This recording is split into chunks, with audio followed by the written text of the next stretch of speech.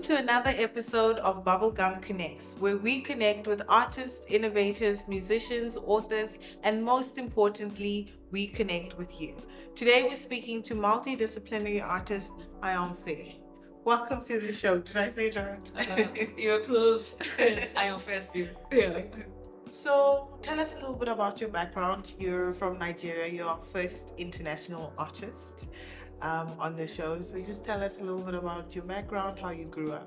Well, yeah, like I said, I came from a very big family, from a very big home. I have like so many siblings. I came from a family where like arts wasn't really like appreciated and all that. So like the very first time I said I wanted to be an artist, my mom took me for 3 runs.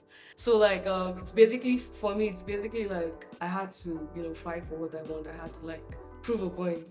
Do you understand? So I came from a family that wasn't really like supportive of what I did, of what I do.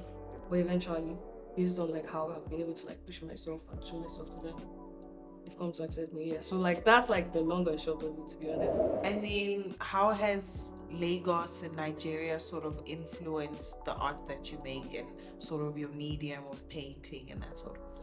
Waking up in Lagos already like gives so many stories. It's already giving you like so many inspiration, like based on like what the person next to you is doing, what the person in the next house is doing, like all the noise from like the downfall buses, the noise from people just enjoying themselves and all of those things. Like already like it's a story, like it's like a gift of just being like from Lagos. Do you understand? Because the people just act it out. You get the ideas from like basically what's going on around you. So like I feel like Lagos has impacted me in ways where even the chaos actually matters in my work. Do you understand? Yeah. And then how did you decide on the sort of medium that you do? Because I think you mostly paint. Yeah. Right. So what drew you to paint and sort of acrylic and canvas instead of everything else? Well, I won't say that I'm stuck to paint.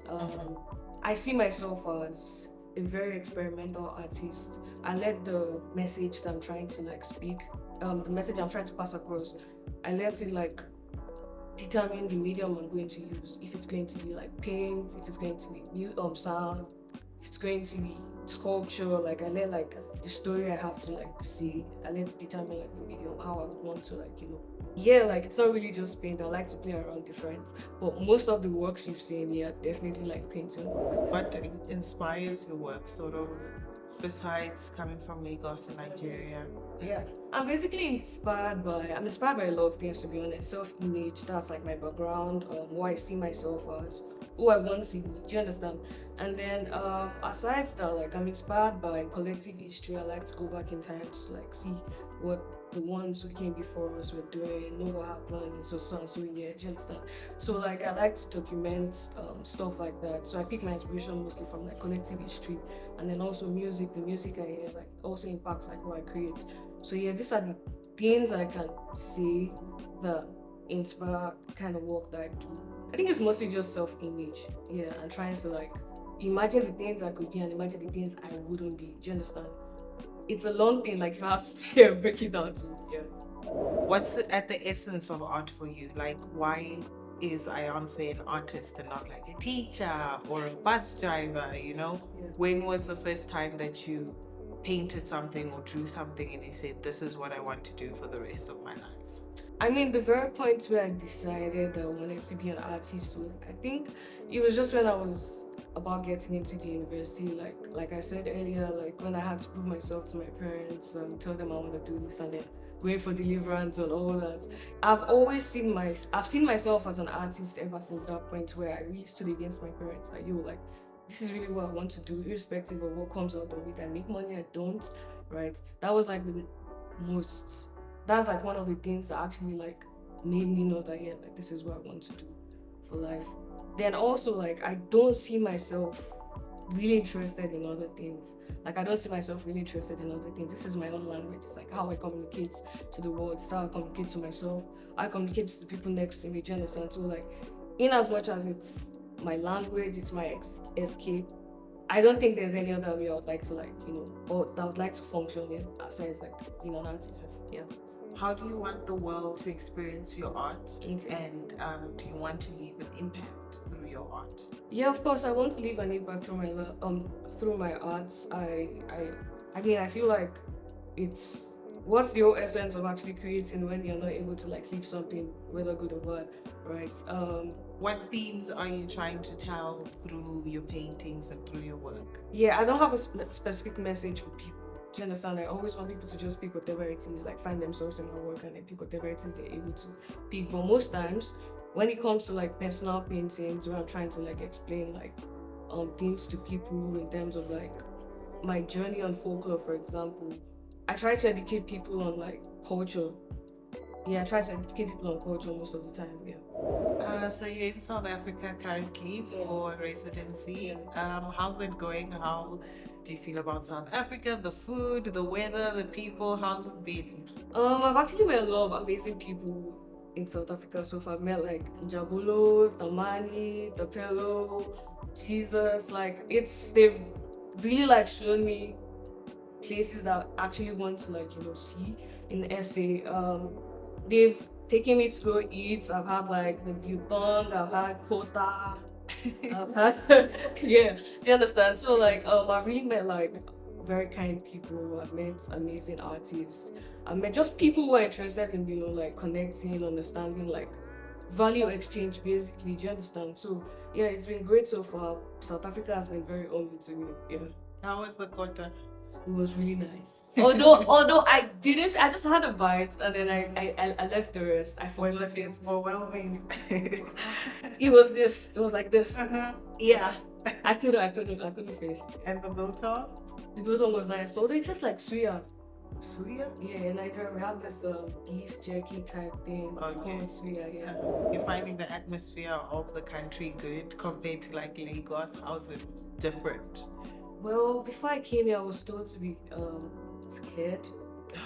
You understand? And then coming from Lagos, I'm like, I don't think there's anywhere I'll be that would be as kind of unsafe as Lagos. Do you understand? So like when I go here, like I expected worse, but I mean it's been really good. It's been so cool. Who are your biggest artistic influences? Whose art do you keep revisiting and looking at sort of inspiration? Well, I'll say George Kondo. I really love Sinkiri Nzube. I don't know if I'm pronouncing his name well. He's a South African as well. I really love Basquiat. Yeah, I love Basquiat's pieces. But mostly I'm looking at Francis Bacon or Sinkiri. What is your biggest goal as an artist? Because I've seen that you've shown work in Europe, now you're in South Africa. Where do you want to see your work exhibited in the world? Me, I'm just enjoying the now, right? I'm just enjoying the now. I'm just going with the flow. I feel like my goals changes.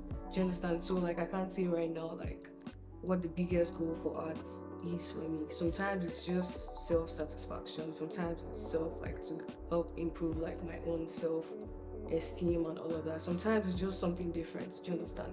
Sometimes it's to educate the person next to you. Sometimes it's to impact, like you said earlier, like the person next to us. So like I can't exactly say what my biggest goal is as an artist.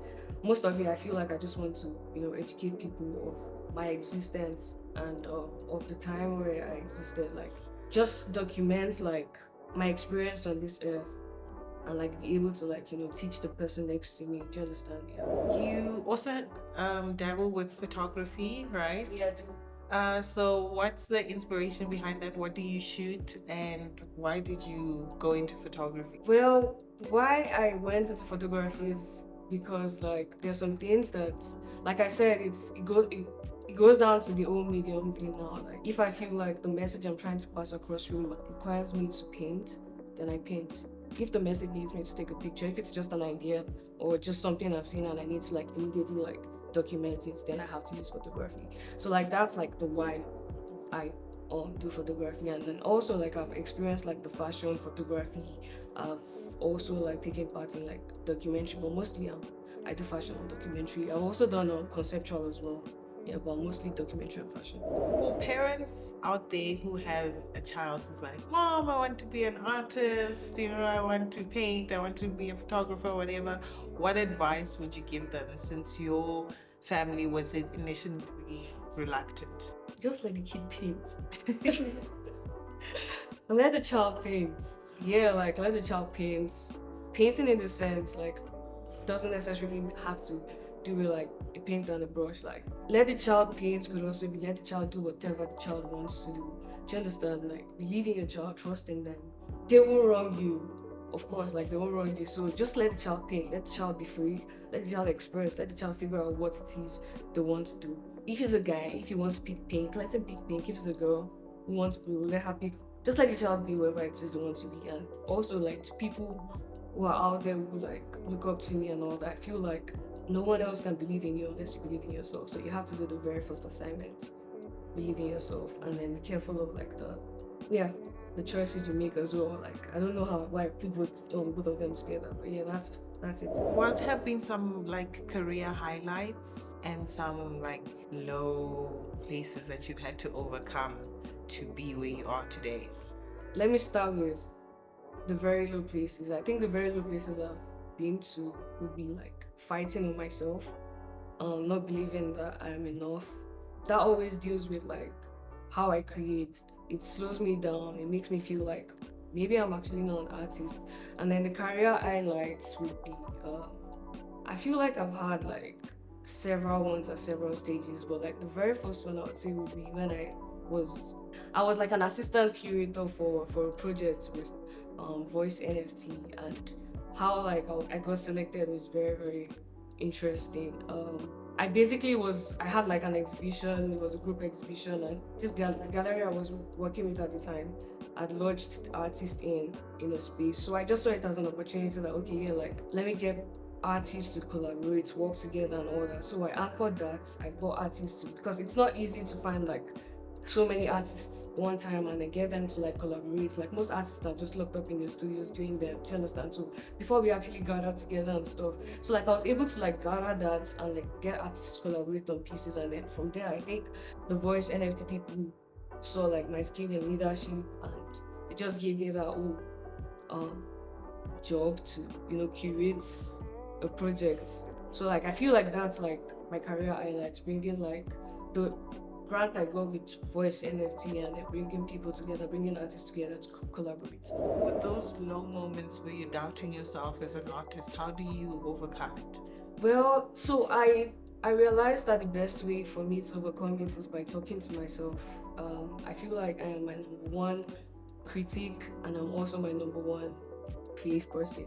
Yeah. So like so when I feel really low, when I have those battles in my head, I just have to talk to myself. I just have to, talk to myself. Sometimes if I don't remember, I record it in a VN or I just write it down. So the first thing I say when I come into the studio or when I come into my room are positive words. So that's basically how it's like I'm reading it to myself. I'm reading what Ayanfe of last week wrote inside the paper, and then it's like I'm having a conversation with myself, basically. Yeah. You said you listen to music for inspiration, and even when you're painting and busy, who's your top artist and like your number one song? Again, like I don't know, I'm not really selective, but my go-to would be Ablaye Sissoko. Yeah, he's a Malian artist. He's from Mali. Yeah, he plays I don't know what genre to call it, but I think it's like maybe Malian jazz. Yeah, stuff like that. But yeah, like it would be Ablaye Sissoko or Ali Fakaturi.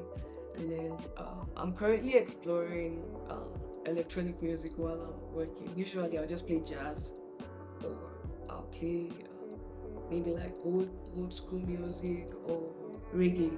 Yeah, but like now I'm just exploring like electronic music.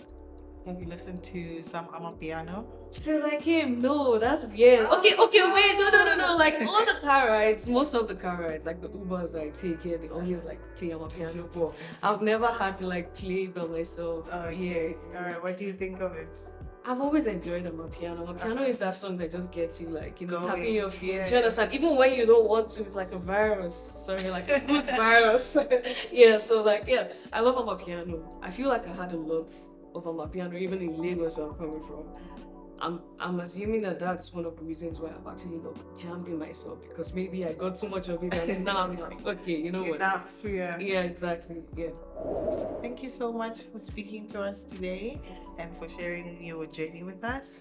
Please just tell people where they can see your work, where they can find you on social media. You can check me out on Instagram at Ayanfe AYANFEE double underscores. You can also check me out on Twitter I_AYANFE. TikTok, I don't remember my TikTok handles. But yeah.